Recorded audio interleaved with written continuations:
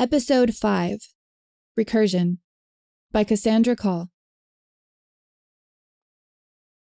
The problem with the new Khan of Obzon, Ajani thought, wasn't the fact that she was a soldier at heart, but that she had no illusions about this. As a result, Felithar often spent ages deliberating on matters with the help of her Council of Houses. Each of the House representatives' opinions were given equal weight and consideration. It made her beloved among her people, but it also made it so that every decision was mired in hours of intense discussion. And they simply did not have the time. Felithar, please.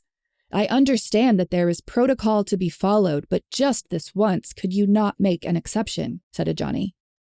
He could not bear to look at Elspeth, his last words to her still echoing in his memories.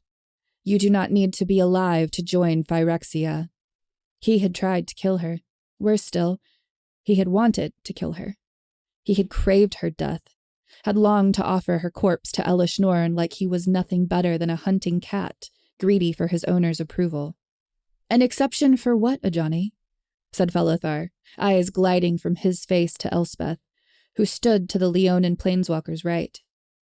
For all of her seeming naivete, the Obzon Khan missed little.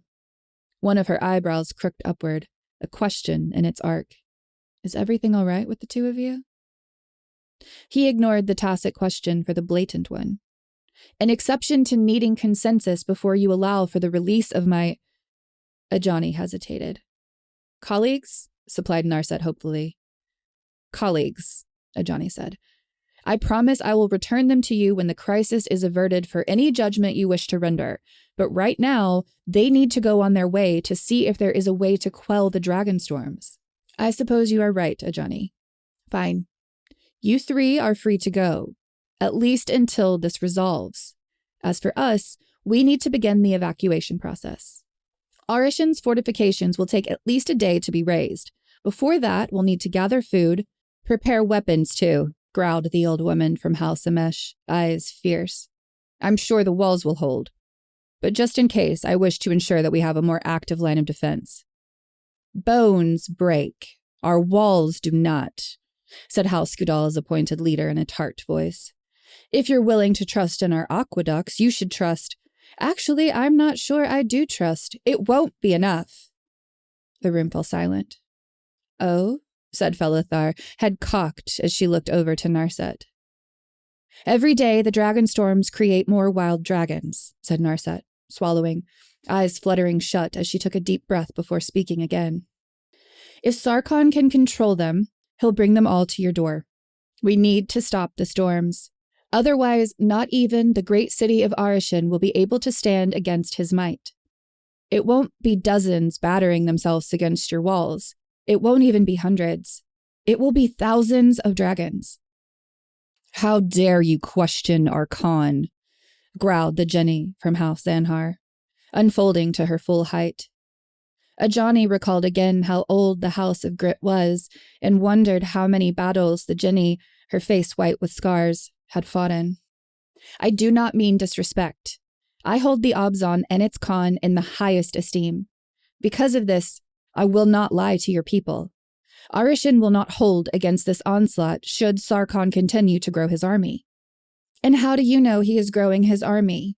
I know the Jeskai are capable of much trickery, but I wasn't aware you've developed a gift for omniscience. I have, said Ajani. What? Developed a gift for omniscience? Said the Jenny, who clearly resented the whole situation. I've seen the dragons, said Ajani, refusing to rise to the bait. One eyewitness is hardly sufficient. Well, I saw them too, purred an amused, familiar voice from behind Ajani. He turned to see Nur striding through the doors, languid as always. Her smile was incandescent. Beza, how are your fathers? Have you reached out to them recently? They tell me they miss their little desert kitten.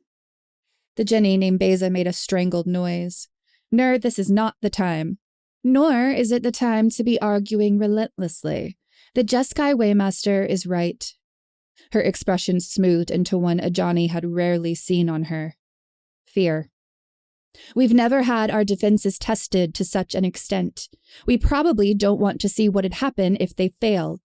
My scouts report there are already hundreds of dragons in Sarkon's army. As much as I love the great and beautiful city of Arishin, it was still built by mortal hands. So what? Said House Amesh's white-haired, stone-eyed representative.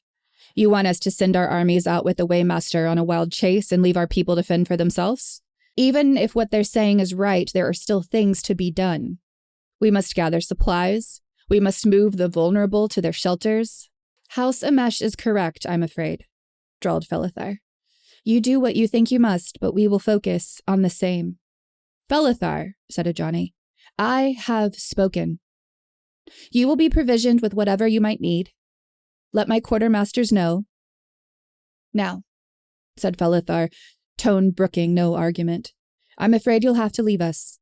Everything else we must discuss is a matter for the Obzon, and the Obzon alone. After a short wait, the three were led down to the Obzon's quartermaster, an older, heavily whiskered man who sighed prodigiously when he was told to part with whatever the trio might desire from the armory. When they'd acquired what they needed, the three were then led to one of Arishin's many guest quarters and left there to stare awkwardly at one another, much to Ajani's dismay. I can leave the two of you alone for a time if you wish to catch up, said Narset after just about 30 seconds of excruciating silence. There really isn't any need, said Ajani, fighting to keep his voice level. You're welcome to stay, Narset. I wouldn't have you leave just because I want to speak with Ajani, said Elspeth graciously before turning to him again. You look, for all intents and purposes, it was still Elspeth. It was still Ajani's old friend. The creature that stood in front of him had the same face, the same voice, the same eyes. At least, if he ignored the candle flame glow in the heart of each pupil. He should be glad to see her. Happier still to see that Elspeth did not resent him for what happened. Her eyes raked down his front. Ajani tensed for what she'd say, aware that his uncompletion hadn't undone everything he suffered. Elspeth's ember-lit gaze softened. You look yourself again. He flinched. You know I've always preferred the cruel truth to the gentle lie. Ajani hesitated. What was the point? Neither Elspeth nor Narset needed to be subjected to his self-flagellations. He couldn't stomach the idea of them attempting to give him clemency. Ajani straightened to his full height, his voice becoming clipped and formal. I want to apologize for trying. Ajani, I understand it wasn't you. You understand wrong, said Ajani. It was me. I recall my desire. I recall my eagerness to please the praetor. I was in ecstasy then. All I wanted to do was serve Phyrexia. I was not forced. I was not compelled. I did it willingly. Narset stared at him without expression. I do not know if that is technically true. Completion endows its victims with zealotry. Do you think Tamio would have willingly joined Phyrexia? That she wanted what happened? She cleared her throat. Sorry. Ajani stared at Narset. Some treacherous part of him was glad for this, was glad to be in the company of people who'd known him before he was unmade into the wreck of a creature he'd become, and who persisted in being kind to him, even though he deserved none of it. It made him think perhaps there could be a future, one where he wasn't drowning in guilt. Nonetheless, if I was stronger, it's not about strength, said Narset. There's no resisting Phyresis. Melira was strong enough. Melira's abilities were one of a kind among her people, said Narset. Elspeth strode forward, looking like a blessing, like forgiveness. Her eyes burned with so much compassion. It felt like the sun warm on his fur. For a moment, he was young again. For a moment, he was whole. If Ajani asked, Elspeth would absolve him. He knew this, like he knew there was a heart shivering under the roof of his ribs. It would be that easy. Melira would not have wanted you to waste her gift. She would have wanted you to live, not to stay buried in the past. Besides, they took you before you knew what the threat truly was. How badly Ajani wanted to be forgiven. You don't understand, Elspeth. I understand plenty, said the Archangel, a hand outstretched. Her face thawed from its perfection. Her expression grew earnest, hopeful. More now than I ever have, perhaps. I've seen the blind eternities. I know how much the mortal heart longs to be able to undo the past, to bring back what has been lost. But time only ever moves forward. The best thing we can do with tragedy is to honor its lessons and carry them through the years. You were forgiven before our fight even began. You've turned into such a philosopher, said Ajani, unable to stop a smile from creeping to his face. His voice softened. You were always there for me when I struggled with such things, Ajani. Let me be there for you, said Elspeth, setting a hand atop his massive paw. Come with us, said Narset.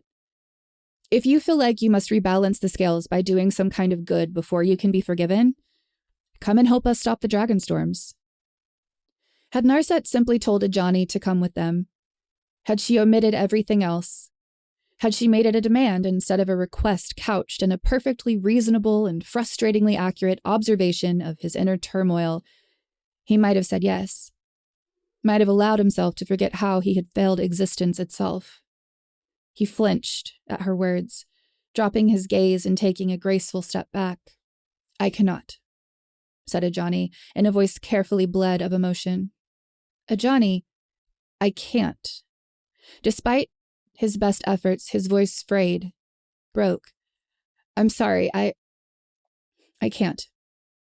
And he was gone, before Elspeth or Narset could say another word, striding down the long hallway into a jeweled gloom, the light prisming through 1,000 lanterns hung like bodies from the ceiling. The air in the storm plains rippled and moaned like a thing near death, like an animal being eaten alive. Elspeth stared across the vast plains, mesmerized. She could see the dragonstorms warping the very air and earth, how the soil bristled with scales and the sky filled with a suggestion of teeth. She imagined the plains seething with these storms. Dragons, like locusts, eating everything in sight. An eternity of them, turning the worlds into a feast. Elspeth had thought herself removed. She refused to think of how her heart broke as Ajani turned away. From human emotion, but she shuddered nonetheless at the thought of the dragonstorms overtaking everything. We're looking for a kind of nexus, said Narset, gesturing expansively. Her brow puckered with the effort of description. Something like a coil of clouds and a bright light radiating from within them. Perhaps this is where the dragons emerge from. Like a throat letting out a song. Narset gave her a look. Since their encounter with Ajani, it had seemed like Narset had wanted to interrogate Elspeth about her feelings, but to her relief, the Jeskai monk made no moves to actually do so. She wouldn't have known how to unpick the tangle of not-quite emotions it had stirred. That would be an adequate metaphor, said Narset. The dragonstorms continued to rage as they stood at the border. Elspeth could half hear the prayers of the Obzon scouts lingering close by. As Narset and she spoke, the air began to clot, thickening until a single knife of light cut through the clouds. There, said Narset tensely. Before Elspeth could ask if the human woman was certain she wanted to continue this journey with her, Narset stepped into the storm, and Elspeth followed. Instantly, her throat felt parched. Her mouth stung with the taste of burned ozone. Something screamed in the maelstrom, a triumphant roar. Elspeth saw more than a suggestion of scales. She saw draconic bodies contorting into existence, wings still damp from some mysterious afterbirth being shaken dry. Head toward the light, bellowed Narset from somewhere in the chaos.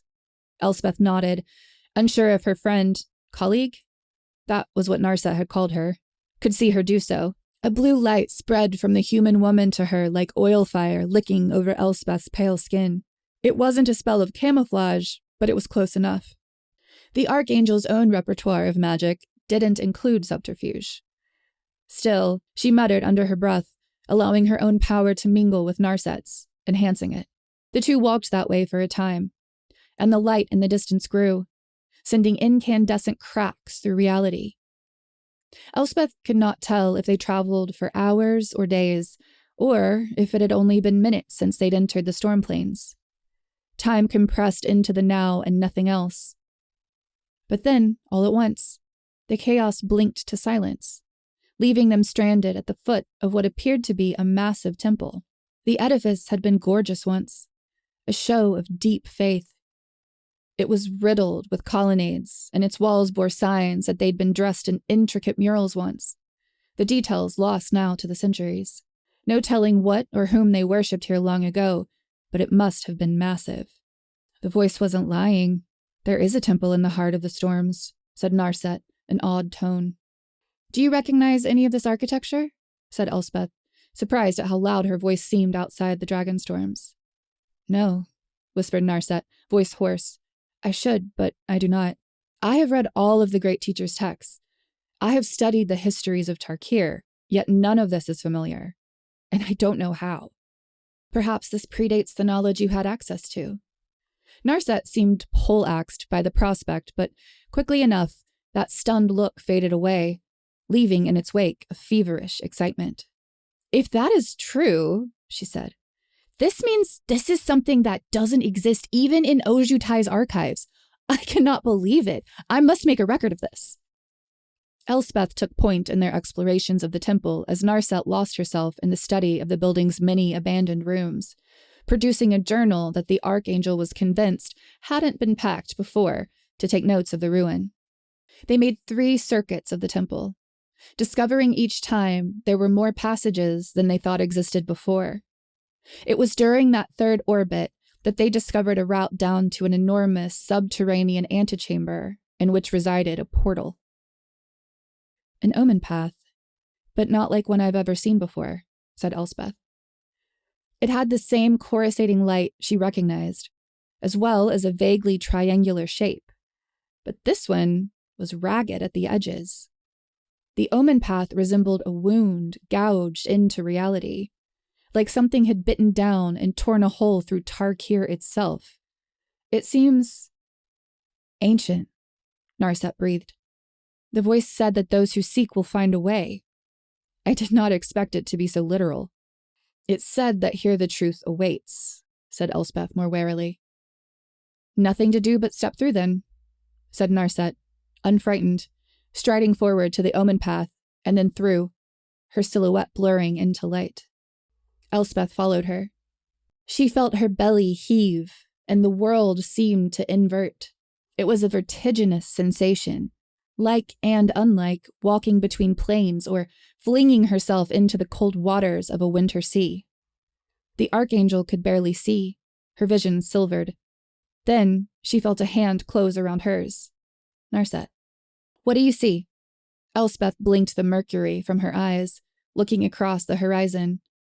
I see endless water that seemed to sheet into the sky, water like glass pooling under mountains that seemed painted into a featureless heaven, wild configurations of rock that spiraled up like horns, or half-dreams of buildings too strange to exist in reality. It was peaceful, and it was quiet, an oil painting of a realm too beautiful to be real. Unease whipped through her. She described it all to Narset, who nodded, jotting notes between each sentence. There is something hiding here. Elspeth shook her head. Hiding? No. This place is meant to contain something. It feels alive somehow, too. The meditation realm. I've been here before. I just did not expect to ever return. I think the voice called us here, but what? Narset shook her head. I feel something within here. Someone. I have suspicions of who it might be, but it's impossible. Let's explore more before I make any hasty claims. Elspeth rose into the air, making an orbit around Narset. It finally dawned on her what she'd found so unsettling. This place lacked dimensionality. It was more an idea than anything concrete. The landscape bending away as she looked at it, warping. It was a trick, an illusion. But for what reason? What do you see? Said Elspeth after a moment, landing again. The peculiarity of Narset's question finally sinking into her. Something, said Narset, very different than you do, I think. Each time Narset blinked, the world broke and rebuilt itself, shattering into 1,000 flights of stairs, steps corkscrewing over one another in a manner that filled the back of Narset's right eye with a dull red ache. There was no logic to the shifting architecture, no rationality to anchor oneself with. As Narset stared into that infinity of roads, they fractalized, and she had an uncanny sense that some of these paths were curving through the past to arrive into the present she now occupied. That dull red ache expanding into a feathery tremble of pain through her sinuses. I see stairs going nowhere and roads that climb to nothing, said Narset. It feels like this place is toying with us. If it is not for malicious reasons, said Narset, shaking her head. Her eyes were beginning to water. It hurt somehow to even think about the sight before her. What wasn't a stairwell or stone path resembled polished mirror panels, reflecting what could have been the sky or glass-bright waters of a perfect sea. A sun seemed to swim through the brilliance. You were right. It does feel like this place is alive somehow. Aware on some level. I think everything we're seeing is meant to be a distraction, said Elspeth. I'm glad we share an opinion on this, said Narset with visible relief. I was beginning to worry it was just me. But why call to us if it's trying to conceal something? Surely that would be counterproductive. Perhaps there are several forces in play here, said Narset. One that wishes to encourage the Dragonstorms and one that desires to halt them. Is that possible? Possible, yes. Probable, no. Narset paused, recalling some of the philosophers and teachers that had been in Ojutai's employ. When she was younger, she'd found listening to them excruciating. Narset had been sure they were simply there to flatter the elder dragon, and their vagueness was to prevent any risk of him taking offense. Now, she was less sure. Perhaps some things could only be couched in maybes. Sorry, I suspect that wasn't the answer you wanted. No, said Elspeth, flexing her wings. If your theory is correct, at least one thing in this place wants us to be here. Let us find it. We can decide what to do after. Narset nodded. It was as good a plan as any. And so they continued to walk. Narset along the labyrinth of stairs, Elspeth through that expanse of endless water, reality stuttering as they moved. From time to time, Narset thought she could almost see the realm as Elspeth described it. Other times, she thought she saw something else. A consuming iridescence, power, unimaginable. She thought she heard a voice beckoning, calling her closer, and then a second one weeping, whispering a name over and over and over, promising it would do better, that it would fix everything. Then, all at once, Jace. Jace Beleren stood on a rime of white sand, dressed in his usual regalia. His chestnut hair tangled over a face that seemed older and more tired than Narset remembered. Tucked under one arm, its eyes halfway shut, was a furred creature of a species Narset had never seen before. Well, this is a strange place for a reunion, said Jace. He didn't exactly look happy to see them. The last I saw you were... Elspeth's voice died as she spoke. Run through by your sword, yes, said Jace, a faint edge of bitterness to his voice. I imagine you thought I was dead. I'd hoped. You hoped what? That you were at peace, said Elspeth throatily. No wonder she'd been so willing to forgive Ajani, thought Narset. The Leonin planeswalker wasn't the only one to have raised arms against an old friend. You were completed when I saw you last. Jace nodded. I was on my way to do that, yes. But I am not anymore. How? Would you believe me if I said sheer force of will? I would, said Narset, excited despite herself. You're a gifted telepath who specializes in mind magic. I could see you compartmentalizing yourself, keeping the effects of phyresis contained until you could revert your condition. Jace opened his mouth. For once, the mind mage seemed unsure what to say. A surprisingly astute— What do you mean surprising? It's rather obvious. Observation. That is more or less what I did. Fascinating. How did you ultimately reject it? Did your body isolate the effects of phyresis as well, or did your mind weaken the glistening oil? My theory— You know your stuff, said Jace, the suspicion on his face briefly melting to what seemed like genuine pleasure. He enjoyed talking about this, about theories, about last-ditch brilliant ideas. Narset did too. If you can walk me through the process, we might be able to develop a system that might permit others of a similar power level— What are you doing here? Came Elspeth's voice, neutral again, carefully empty of emotion. Often Narset had lamented her inability to read social cues the way most could. It wasn't that she wasn't aware of the changes in tone and facial expression. It was that she struggled to prescribe the correct meaning to them. Elspeth was a unique challenge for Narset, in large part because of how blank her mind often was. She knew the hollowness of Elspeth's voice signaled something, but the lack of accompanying expression left Narset uncertain as to what that might be. All she knew was that it was direly important. Well, it's a long story, said Jace. We have time, said Elspeth curtly. His guarded demeanor gave way to a look of pain. The specifics aren't important. You just have to know I'm here to fix my mistakes. Something about the way he said that made the hair on the back of Narset's neck rise. Who is that? Elspeth asked. His name is Lute, said Jace warily, glancing down at the creature where it nestled in his arms, crooning like a kitten. It yawned, exposing small white teeth. Its eyes never opened. It only continued to drowse. Jace scratched the creature behind a golden furred ear. He seems awfully young to be out on adventures like this, said Narset softly. Jace's expression softened infinitesimally. He is young, and very old, too.